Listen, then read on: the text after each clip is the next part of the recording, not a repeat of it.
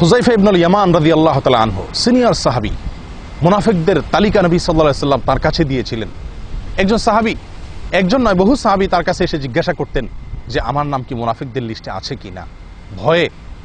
তো এর ভিতরে একজন সাহাবী হুযায়ফা রাদিয়াল্লাহু তাআলার কাছে এসে একদিন প্রশ্ন করলেন যে হুযায়ফা, আমার নাম কি মুনাফিকদের তালিকায় আছে কিনা একটু দেখুন। হুযায়ফা রাদিয়াল্লাহু তাআলা আনহু সেই লোককে বললেন, আতুসাল্লি ইযা খালাউত, তুমি যখন নির্জনে থাকো, একাকী থাকো, তখন কি তুমি সালাত আদায় করো?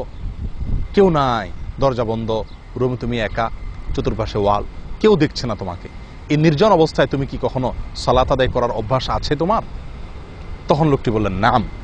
তখন হুযায়ফা রাদিয়াল্লাহু তাআলা বললেন, তাহলে আল্লাহ তাআলা তোমাকে মুনাফিকদের মধ্যে শামিল করেননি, এটা তুমি নিশ্চিত থাকতে পারো। কারণ কোনো ফাসিক, কোনো অপরাধী খারাপ কাজ করার জন্য যেরকম নির্জনতা খোঁজে, এটা তার ফাসিক হওয়ার প্রমাণ। ইমানদার হওয়ার প্রমাণ হলো তিনি নির্জনে ইবাদত করা তার কাছে ভালো লাগবে।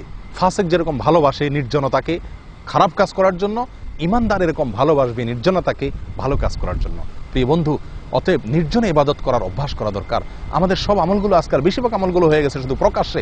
মনে রাখবেন, প্রকাশ্যে আমল, প্রকাশ্যের আমলকে পবিত্র করে পরিচ্ছন্ন করে নির্জনের আমলে, নির্জনতা আমরা একাকিত্বে যে আমলগুলো করব, সে আমলগুলো আমাদের প্রকাশ্যের আমলগুলোকে পবিত্র করে পরিচ্ছন্ন করে। এই জন্য আমরা বেশিরভাগ ক্ষেত্রে আমলের স্বাদ পাই না।